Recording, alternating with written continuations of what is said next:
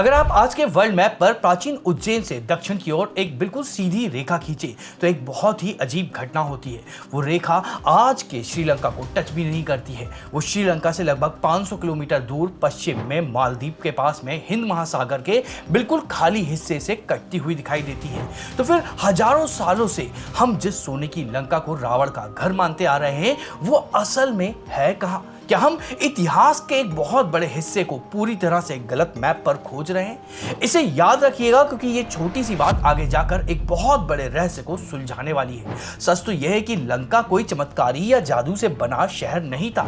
यह वास्तु विद्या और mechanical engineer का एक ऐसा एडवांस ब्लूप्रिंट था जिसे आज के मॉडर्न आर्किटेक्ट भी पूरी तरह से डिकोड नहीं कर पाए। वाल्मीकि रामायण में लिखी लंका एक परफेक्ट मैथमेटिकल ग्रिड पर बसा एक हाईटेक महानगर था। मजे की बात यह है कि हम बचपन से सुनते आ रहे हैं कि लंका रावण की थी, पर असल में रावण ने इसे कभी बनवाया ही नहीं था। इसका मूल ढांचा देव शिल्पी विश्वकर्मा ने भगवान शिव और माता पार्वती के लिए डिजाइन किया था। विश्वकर्मा को आप इस ब्रह्मांड का सबसे एडवांस चीफ इंजीनियर मान सकते हैं। उन्होंने इस महानगर की नींव त्रिकुट यानी 3 चोटियों वाले पर्वत के एक विशाल पठार पर रखी थी। इसे बनाने के लिए महमत नाम के एक बहुत ही सटीक वास्तुशास्त्र का उपयोग किया गया था। विश्वकर्मा जी ने पूरी लंका को मंडूक यानी 64 पदों वाले एक परफेक्ट ज्योमेट्री ग्रिड पर बसाया था। आसान भाषा में कहें तो ये एक ऐसा लेआउट था जिसका काम केवल घर बनाना नहीं था। इसका मुख्य कार्य कॉस्मिक ऊर्जा, सूर्य के प्रकाश और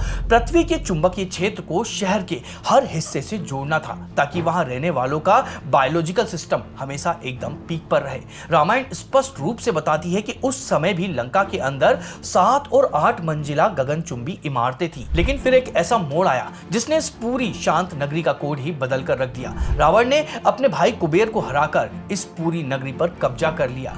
अब उसे केवल एक सुंदर शहर नहीं बल्कि एक ऐसा डिफेंसिव किला चाहिए था जिसे कोई बाहरी फोर्स कभी भेद ना सके। इसके लिए उसने मायासुर को बुलाया।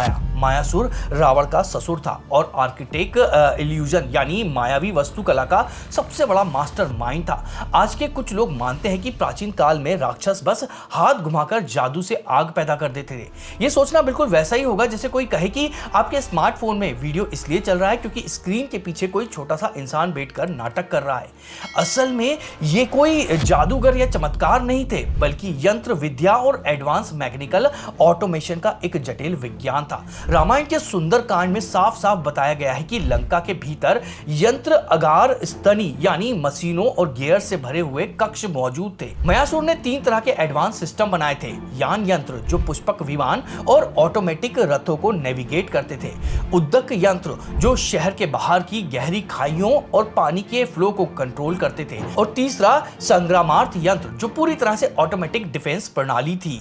उसने लंका की मुख्य दीवारों और दरवाजों पर सतघनी नाम के हथियार सेट कर दिए थे। सतघनी का मतलब एक ऐसी प्रहार होता है जो 100 शत्रुओं को एक साथ में खत्म कर देता है। इसके साथ ही मयासुर ने रावण के महल के अंदर ऑप्टिकल इल्यूजन का एक ऐसा जाल बिछाया था जो किसी का भी दिमाग घुमा दे।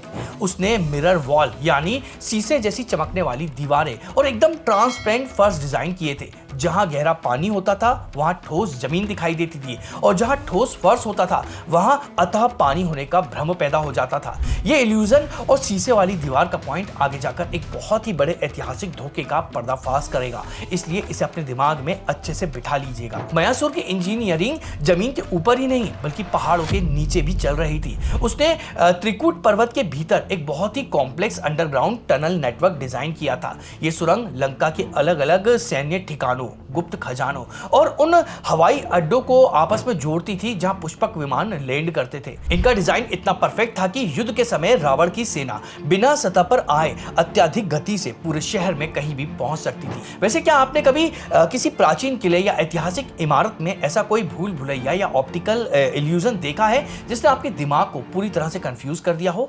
आप हमें कमेंट में जरूर बताइएगा और यह भी बताइएगा कि आपने उसको कहां पर देखा है। चलिए अब वापस आते हैं उस सबसे बड़े सवाल पर जो हमने शुरू में पूछा था, अगर ये लंका इतनी ही एडवांस थी तो फिर आज के श्रीलंका के मैप से इसके डायमेंशन मैच क्यों नहीं करते हैं? प्राचीन भारतीय खगोल शास्त्र का एक बहुत ही सटीक और एडवांस ग्रंथ है सूर्य सिद्धांत। इस ग्रंथ के अनुसार लंका की असली भौगोलिक स्थिति वो है जहां प्राचीन उज्जैन से गुजरने वाली प्राइम मेडिटेरियन रेखा और पृथ्वी की भूमध्य रेखा यानी इक्वेटर एक दूसरे को काटती है। विज्ञान की भाषा में इसे 0 डिग्री अक्षांश और 0 डिग्री देशांतर कहा जाता है।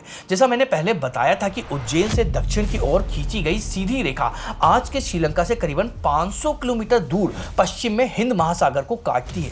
आज का श्रीलंका भूमध्य रेखा से लगभग 60 डिग्री उत्तर में है। इस बात को वाल्मीकि रामायण का एक और फैक्ट बिल्कुल सॉलिड बनाता है। रामायण में लिखा है कि हनुमान जी ने समुद्र पार करने के लिए 100 योजन की छलांग लगाई थी। भारतीय गणित के हिसाब से एक योजन करीबन 8 से 13 किलोमीटर का होता है। इसे कैलकुलेट करें तो ये दूरी लगभग 800 से 1200 किलोमीटर के आसपास में बैठती है। लेकिन अगर आप आज के मैप को देखें तो भारत के धनुषकोडी और श्रीलंका के मन्नार द्वीप के बीच की असली दूरी केवल 35 से 48 किलोमीटर ही है। दूरी का ये भारी अंतर कोई गलती नहीं है, ये इस बात का बहुत बड़ा सबूत है कि वाल्मीकि जी जिस विशाल समुद्र और सोने की लंका की बात कर रहे थे वो आज के श्रीलंका से कहीं ज्यादा दूर हिंद महासागर के बीच में स्थित थी। तो फिर वो महान महानगर अचानक गायब कहां हो गया? इसका जवाब मॉडर्न ओशनोग्राफी के पास है। महासागर वैज्ञानिकों ने हिंद महासागर के दक्षिण पश्चिम में लगभग 29 किलोमीटर चौड़े एक विशाल क्रेटर की खोज की है। इसे बर्कल क्रेटर कहा जाता है। आसान शब्दों में कहे तो ये समुद्र के तल में बना एक बहुत गहरा गड्ढा है। भूवैज्ञानिकों का मानना है कि आज से लगभग 5000 साल पहले एक बहुत ही विशाल धूमकेतु या उल्कापिंड हिंद महासागर में गिरा था। इस भयंकर टक्कर से समुद्र के अंदर एक प्रलयंकारी मेगा सुनामी उठी थी। ये एक बहुत ही सॉलिड साइंटिफिक संभावना है कि रावण की वो हाईटेक लंका जो भूमध्य रेखा के आसपास में थी, सुनामी और टेक्टोनिक उथल पुथल के कारण रातों रात समुद्र में समा गई।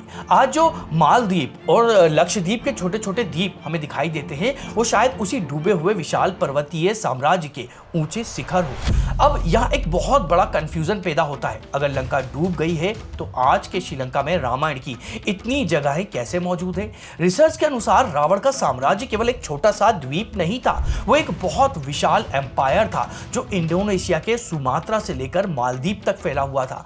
आज का श्रीलंका असल में उस विशाल साम्राज्य का केवल एक उत्तरी हिस्सा या ऊंचाई वाला इलाका था। जब सुनामी आई तो भूमध्य रेखा के पास वाली मुख्य राजधानी डूब गई, लेकिन ऊंचाई पर होने के कारण उत्तरी हिस्सा बच गया। रामायण के भूगोल में भी बताया गया है कि लंबा और सुवेला नाम के पर्वत लंका के उत्तर दिशा में स्थित थे, लेकिन आज के श्रीलंका के मैप में ये दोनों पहाड़ द्वीप के दक्षिण हिस्से में हैं। दिशाओं का ये उलटफेर साफ बताता है कि आज के श्रीलंका के नीचे का एक बहुत बड़ा भूभाग समुद्र में हमेशा के लिए गायब हो चुका है।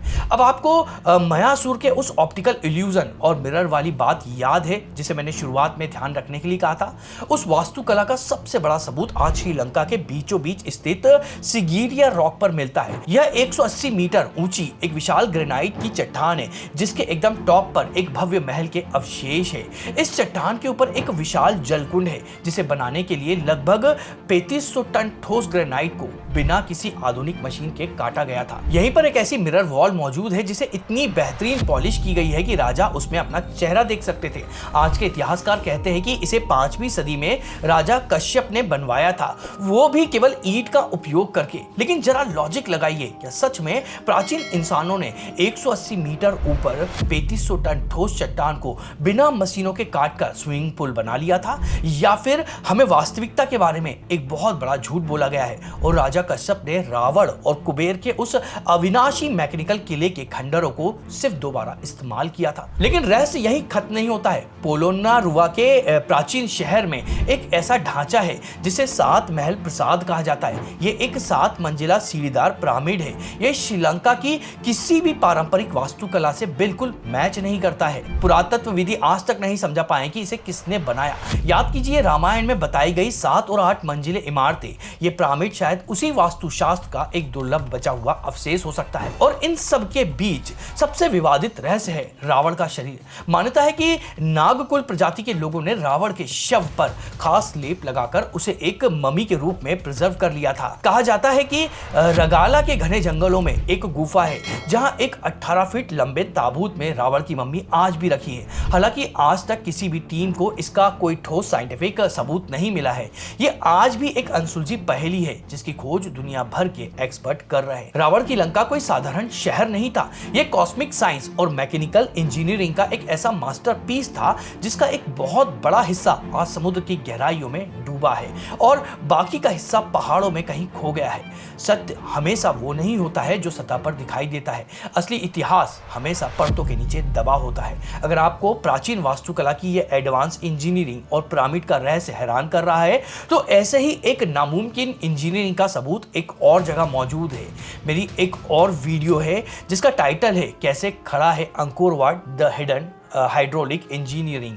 वहां पर आपको वीडियो में अंकोर वाट मंदिर की उस छिपी हुई फ्लोटिंग हाइड्रोलिक कुशन तकनीक को समझाया गया है जिसे देखकर दुनिया भर के वैज्ञानिक आज भी सदमे में हैं। और सबसे बड़ी बात, वहां दीवार पर एक ऐसा चित्र बना हुआ है जो कि बना होना ही नहीं चाहिए।